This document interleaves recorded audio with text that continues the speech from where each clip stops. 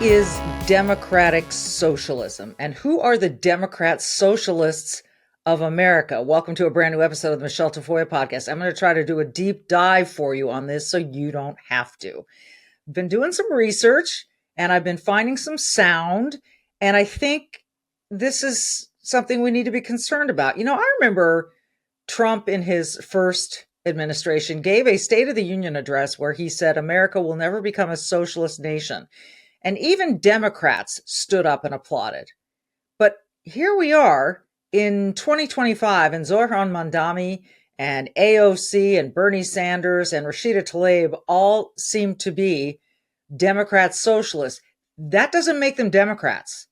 They have a very, very different platform, and I want to dig into it for you. So we'll start with the basics, and that is just by going to the Democrat Socialists of America webpage and looking at it.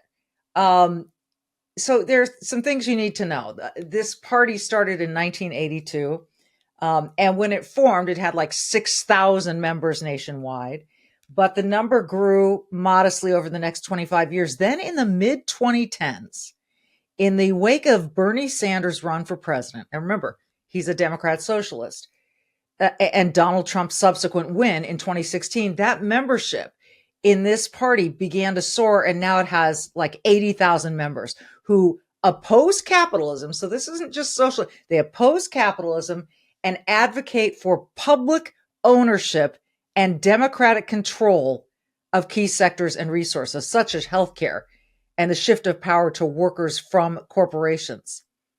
Though socialism was once a dirty word in the United States, it seems to be taking hold. All right, so again, going to the website, and I'm going to type it in right here, Democrat Socialists of America, and I visited it quite a few times, so it comes right up for me. It has photos of Rashida Tlaib and Mamdani on the front. It's the largest socialist organization in the United States. It is a socialist organization, and we need to define socialism for you, maybe. They say we're a political and activist organization, not a party. But it sure sounds like it's not a recognized party.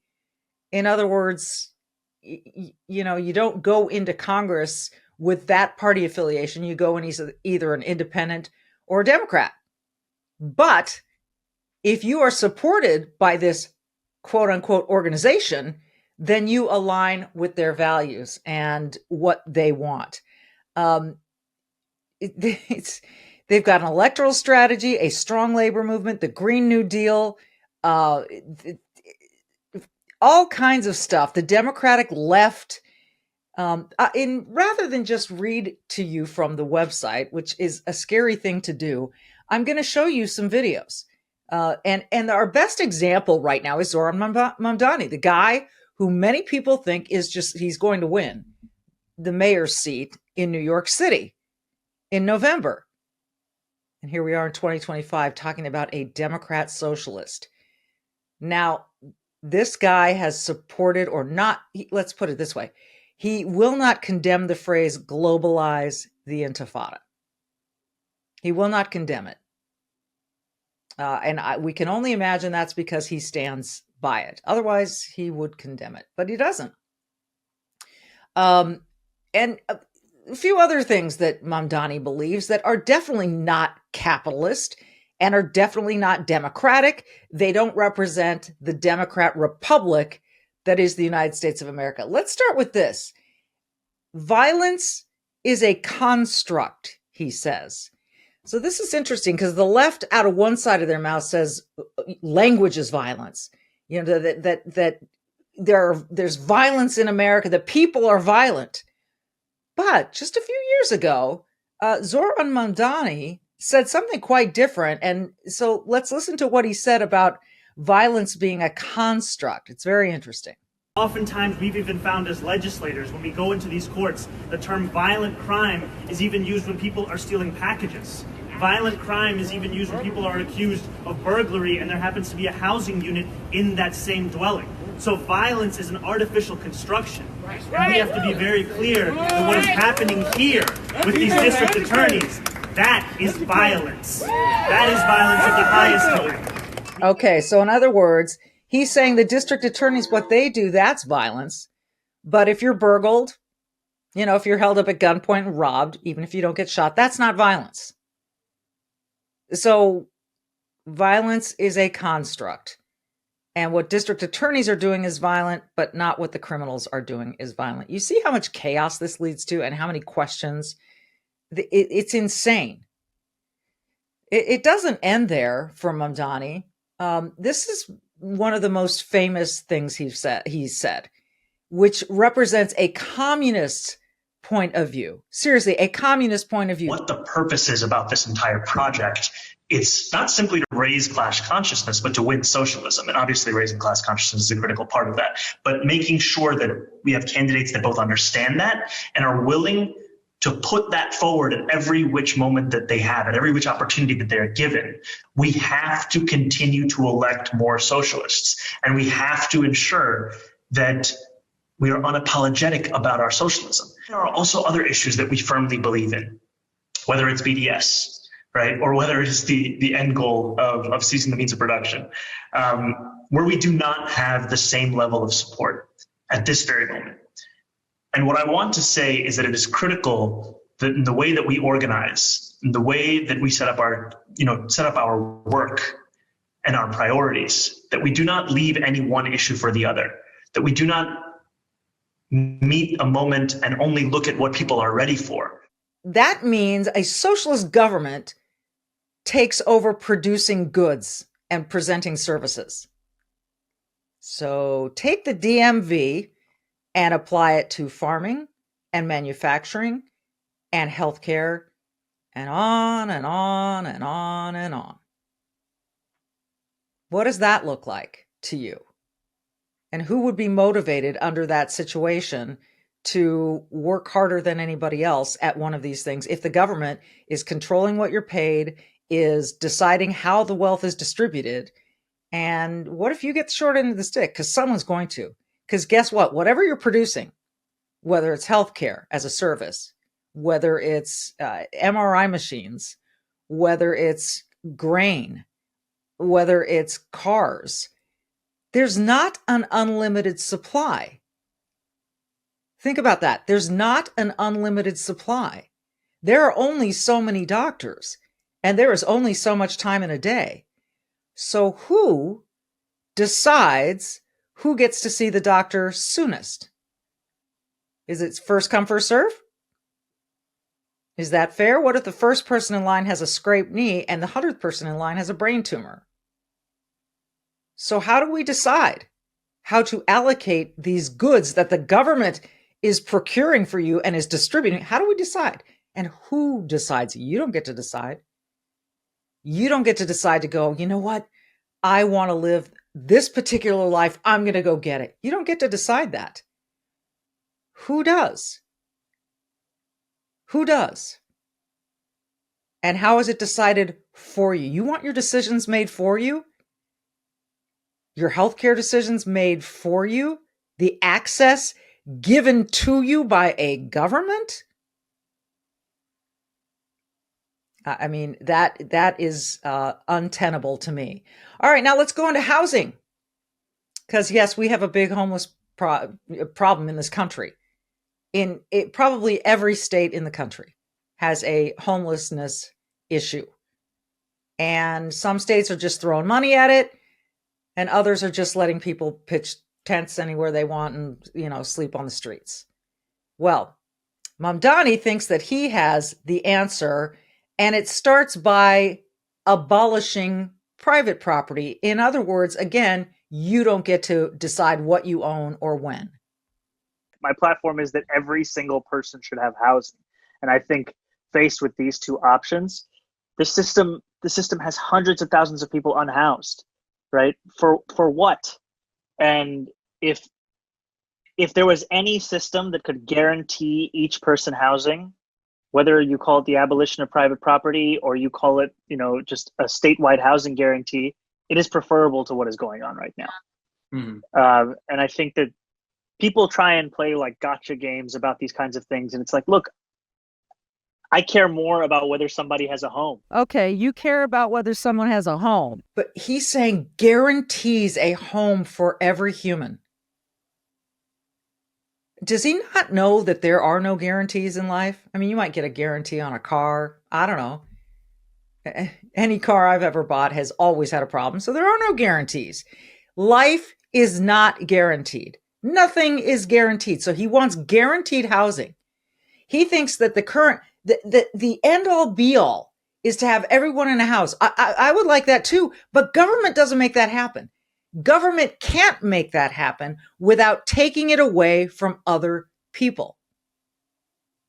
So, do you want to decide where you live, how you live, or do you want the government to decide? He talked about this system, that there are homeless people in the system. I'm not sure what system he's talking about. If he's talking about capitalism as a system, well, people who work really hard and pay their bills and earn an honest living are likely to be able to buy a home. And rent control is a bad idea because, again, it's the government deciding what landlords can do. If a landlord is terrible at his job, people will leave that building. If a landlord is charging what's fair, what the market says he can charge, he'll have a full, happy building, and he will make some profit so that he can continue to invest in his property. My parents were landlords of a small apartment complex and a couple of houses in Southern California. I've seen this drill, and red tape isn't good. Again, this is talking about a government structure making all these decisions for you. That's the essence of socialism, and it never works. Because you run out of stuff. You run out of stuff. Capitalism and the market, the free market, work. They can be checked. There can be rules and regulations, but they work. And they've worked in America pretty darn well. Now, there is a congressman in New York City named Brandon Gill. And he says, I showed you this on One Wildcard Wednesday, when Mamdani was eating rice with his hands. I don't know why he didn't have a fork or spoon. I think he was trying to look cool. And I think Brandon Gill of New York probably thinks the same thing. And he had this to say about it. It's really Pretty interesting. Who wants to defund the police, who wants to get rid of billionaires, doesn't believe they should exist, who said that his end goal is to seize the means of production. I mean, that makes Bernie Sanders sound like a moderate, and then turns around and defends the phrase globalize intifada. And he puts these videos out online of him eating rice with his hands, which, by the way, is not something that Americans do. That is third world behavior. And that is connected to his policies. You know, the goal here is to undermine Western civilization, to fetishize the third world, which is what he's doing in that video, to look other, to look unique, to look interesting, so that he can then push in these policies. You know, the next step after that is he's going to make another video in a couple of years, but instead of having a bowl of rice, it's going to be an empty bowl, because that's where his policies are going to get us. an empty bowl. That's where his policies are going to get us. Brace yourselves, New Yorkers. You want state-run grocery stores? The picture that comes to mind when I hear that term is a place that is run not at a profit, so no one's motivated to keep it clean. No one's motivated to do a good job. No one's motivated to stock the shelves. And I just picture a bunch of really bad produce. But that's what he wants. That's his utopia. But I agree with the congressman here in that he is fetishizing. He is trying to look really cool by eating rice with his hands. That wasn't putting down third world countries. What he's saying is in Western civilization, yeah, sometimes we eat with our hands, but we don't generally eat rice with our hands and smile at a camera while we're doing it. This guy, that's what makes this guy, Mamdani, a fraud to me. But some people are all in, and I'm going to tell you one of them in just a second. First, I want to remind you that, I spent about 30 years on pro sports sidelines, whether it was the NBA or the NFL. I also covered the Olympics. And I learned that expertise comes from consistency, not from guesswork. So that's why I have partnered with Sports Corner Daily. Their free daily picks keep hitting with analysis so sharp, even casual fans can win. Now, the NFL season is well underway. We're like 5 weeks in, and there's no better time to jump in than right now. Get 2 expert picks sent to you every single day, absolutely free. I'll say it again, 2 expert picks sent to you every single day, absolutely free. Here's how. Go to www.sportsdailypick.com, sportsdailypick.com. Sign up. It only takes a few seconds. No cost, no risk, just smart winning insight. Don't wait. Get into this season, college football too. www.sportsdailypick.com. Sports Corner Daily, where winners start their day. sportsdailypick.com. sportsdailypick.com. All right, as I said, there are a couple people who are all in on Mamdani. One of them is AOC. We've seen her out there with him a lot. The other is our friend Bernie Sanders, whom it's been said that he is also a Democrat socialist. And I think I don't know if he believes in emptying jails, but here's what he said. He's going to have the entire establishment, the oligarchy, the billionaires coming down on his head. Not only because he's demanding that the wealthy and large corporations in New York City start paying their fair share of taxes, they are worried that his campaign is an example of what can happen all over the country when you bring people together to demand the government that works for all of us and not just the few. So they really want to crush this guy. And you have billionaires saying quite openly, we are going to spend as much as it takes to defeat this guy. You have Democratic leadership not refusing to jump on board a campaign where this guy is the Democratic nominee. So most importantly, I'm going to do everything I can to see that Zohran becomes the next mayor of New York. And there you have it. He wants to see him become the next mayor of New York City. Couple of interesting things Bernie says. People are afraid of this guy's candidacy because they know it will lead to others like him. Yeah, and you know why that's terrifying? Because they're socialists. And we don't want socialists running the government. When he says we want a government that works for everybody, not just a few, here's the flaw in that. Yet government represents you, and we pay them to represent us, but they're supposed to just stay the hell out of our way. They're supposed to just let us do our thing. They're not supposed to create our life for us in the image of Bernie Sanders or Zohran Mamdani. People have tried Utopia before. It doesn't work. It doesn't work. I mean, this is so ill-advised and misinformed. And part of it's because we don't teach young voters what socialism really is, what Marxism is, what communism is. We don't teach that. People don't seem to understand that Mao was not a good thing. Mao was not a good guy. The Bolsheviks it wasn't a good time in the Soviet Union, in Russia. I guess that was pre-Soviet Union. I don't want to be accused of not studying.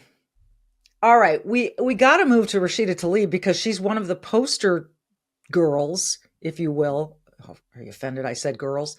She is one of the poster people at this website for Democratic Socialists of America.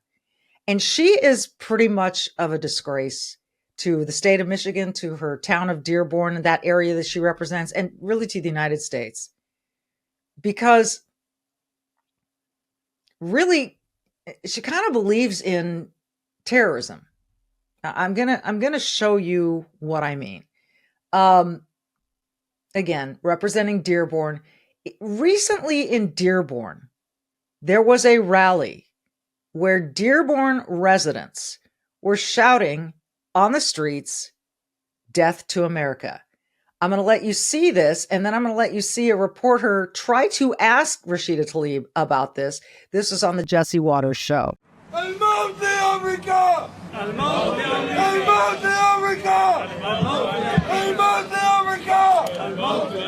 Not a great look, The mayor condemned it. The White House condemned it. But what about Congresswoman Rashida Tlaib? She reps Dearborn. Is she okay with her constituents chanting death to America? Fox Business correspondent Hillary Vaughn asked her. Watch. Congresswoman Tlaib. Fox News. I don't talk to Fox News. At a rally in your district, people were chanting death to America. Do you condemn? I do not talk to Fox News. But do you condemn chants of death to America? I don't talk to people that use racist tropes. Why can't you just say whether or not you condemn people chanting death to America? Why are you afraid to talk to Fox? Fox News is not listen, using racist tropes towards my community is what Fox News is about, and I don't talk to Fox News. Is death to America racist? Fox News. Is chanting death to America racist? I'm talking about your guys' racist tropes. You know, you guys know exactly what you do. And I know you're Islamophobic, but you guys got to go deal with it on your own self. You're not going to use me. Okay, so first of all, she made it very clear she doesn't want to talk to Fox News. In spite of a massive audience she has at her disposal to make her views known, she won't. That's cowardly. She will probably say it's principled. She's calling them Islamophobic. I don't know what her evidence is for that. But she won't condemn her constituents saying death to America. She won't do that. All right. Then after October 7th, and we know in ensuing months, she was very prominent at these pro-Palestinian marches and so forth. After October 7th, same reporter, Hillary Vaughn, I credit her. She's intrepid. She's making the best effort. Asked her this. Terrorists have cut off babies' heads and burned children alive. Do you support Israel's rights to defend themselves against this brutality? We're just going to go through here. You can't comment about Hamas terrorists chopping off babies' heads?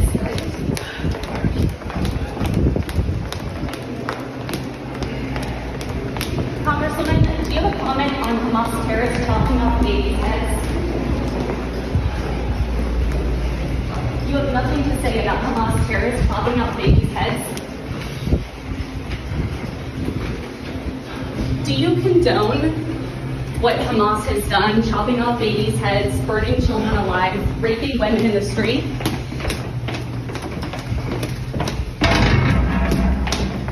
You have no comment about children's heads being chopped off?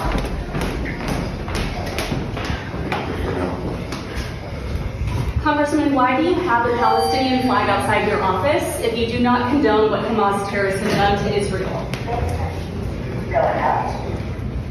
Do Israeli lives not matter to you?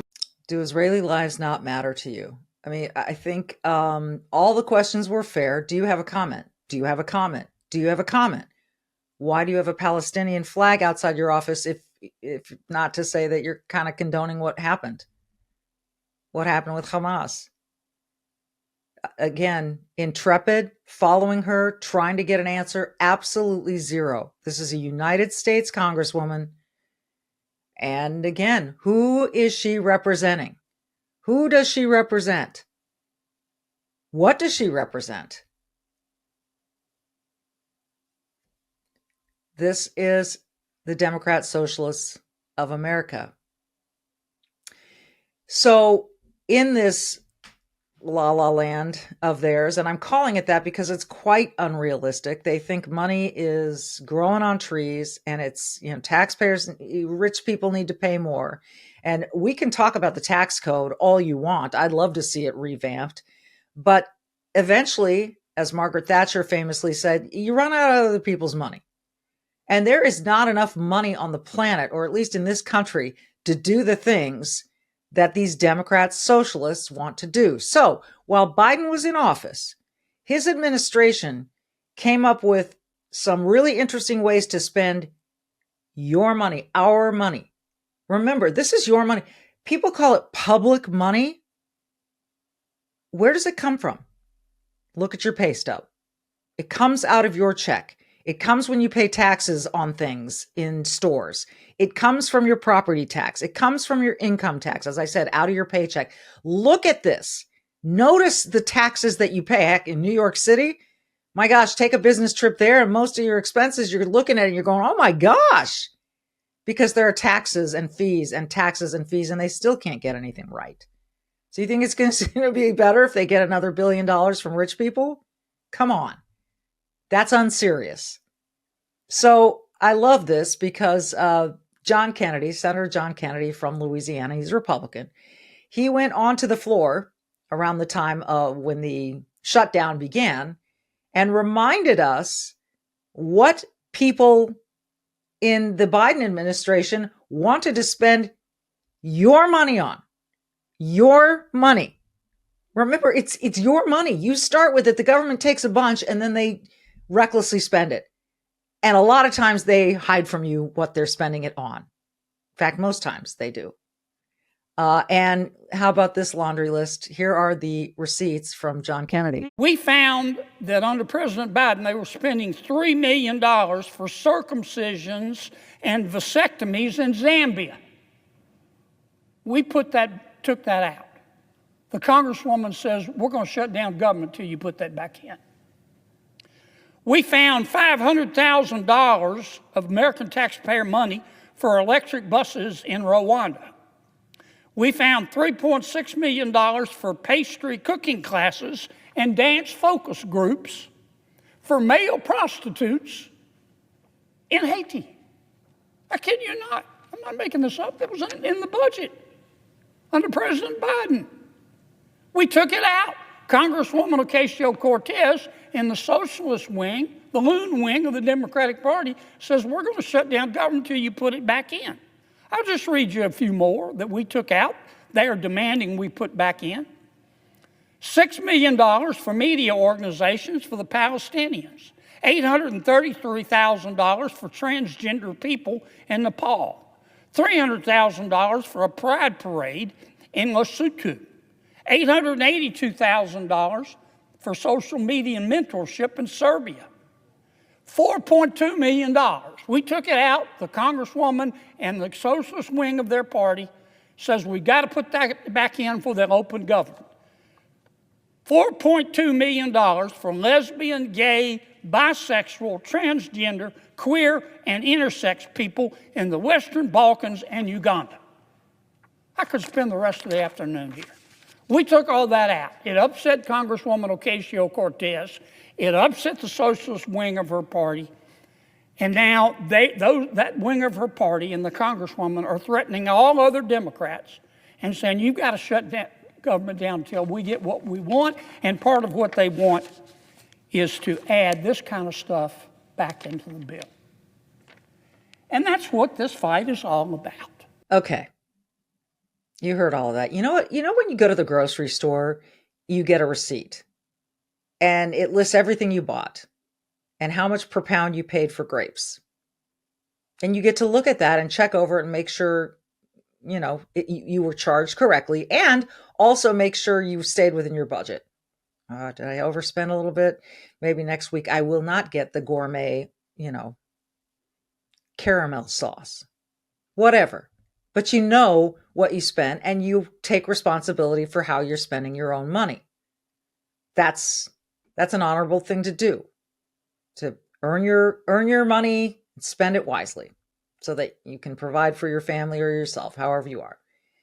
You know how you go to a restaurant and you get a receipt and you see what was alcohol, what was food, what was salad, whatever. And sometimes you split it or whatever, but what tax, tip, it's all right there for you to see. If you got a receipt each month from the United States government telling you how much of your paycheck, how much of your income tax, how much of your property tax, how much of all of this was spent, whether it's in your state, your local municipality, how it was spent, would you approve it?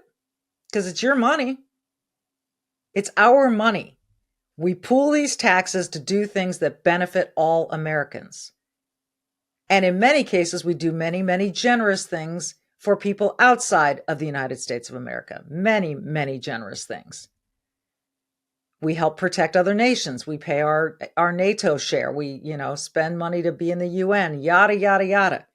But it's supposed to be for the benefit of Americans.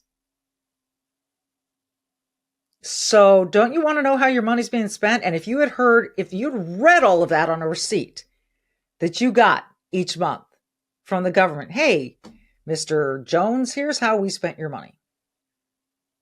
How would you respond if you knew your money was going to that? Now, in some cases, you might go, great, I'm really supportive of social media mentorship in wherever it was, Kosovo. I don't remember where he said. Okay, then you know what you can do? You can go write a check of your own to these charitable organizations. That's totally legal and it's totally fine. And there are a gazillion organizations out there that would love to get your donations. Lots of them tell you that every single day on TV. Cars for Kids, Tunnel to Towers, the United Way. They all want your money. And you get to choose if you give them that for projects like this, for parades in Uganda, or whatever. You get to decide, but you can't make everybody else do it because, it's kind of based on your values. You may not want to invest in Christian causes. That's fine. That's on you. That's your decision. Other people do. You may want to be all in on Planned Parenthood. Knock yourself out, write a check. But should everyone in the country have to donate to Planned Parenthood or else? I mean, and when you get right down to it, this is where socialism gets really scary and ugly. Because somebody else makes all the spending decisions for you. And all the distribution decisions for everyone. And who are those people? Who gets to do that? Who are they? Do you trust them? I wouldn't. They clearly are control freaks. They clearly want power. Who are they? Why would you trust them to do that and do it fairly? Why? It's never worked because there are always people on the inside who get more, that are untrustworthy, dishonest, and they get more. And a lot of people end up with nothing. And in the words of Elizabeth Warren, people will die. So, we're going to continue to follow on this Democrat socialist stuff. It's rearing its ugly head here in Minnesota where I live, and it's not the only place. So yes, I am afraid of these candidates catching on. I am worried that young people are not going to have the wisdom or experience to understand how bad this is for America and for the world. It's terrible. So I would suggest you be brave and do good. Be brave. There are plenty of videos online that you can go watch to understand socialism, communism, Marxism. Go take a look at those. Be brave enough to open your mind and be curious about it and ask yourself, is this really what's right? Because America's 250 years old almost, and we're not perfect. And we made a lot of mistakes. But for the most part, this is the place where everyone on the planet wants to live. Why is that? Because things are pretty good here. They're better than everywhere else. Prove me wrong. Be brave, do good, and we'll see you next time.